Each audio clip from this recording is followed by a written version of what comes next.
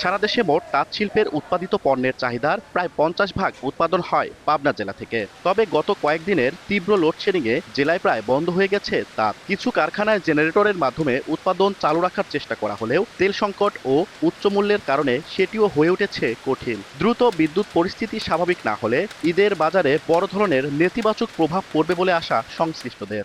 দিন রাত 24 ঘন্টা আমরা 12 ঘন্টাও বিদ্যুৎ পাই না। কারেন্ট অসম্ভবে আমরা কাজ করে পারতেছি না, তাহলে আমাদের রুজি কমে গেল। গরমে কাজ কাম করতে পারতেছি না, অনেকটা সময় বসে থাকতে হয়। 300-র মতন শ্রমিক আছে, এখন যদি বন্ধ হয়ে যায় তাদের রুটি রোজগার সব এটার উপরেই চলে। আমাদের আবেদন কারেন্ট ঠিক মতো থাকলে আমরা সব কিছু করতে পারবো এবং আমরা ভালোভাবে বাঁচতে পারবো। সংকট সমাধানে ব্যবস্থা নেওয়ার আশ্বাস দিয়েছেন জেলা প্রশাসক। সকল প্রোডাক্টিভ সেক্টরে, বিশেষ করে বাণিজ্যিক সেক্টরে যারা উৎপাদন প্রক্রিয়ার সাথে জড়িত, সেখানে আমরা পর্যাপ্ত বিদ্যুৎ আগের মতো যাতে সরবরাহ করে সেই নির্দেশনা আমরা দিয়েছি। কর্তৃপক্ষের দেওয়া তথ্য মতে পাবনা জেলায় মোট 22,000 তাঁত রয়েছে। সবুজ মোল্লা, সময় সংবাদ, পাবনা।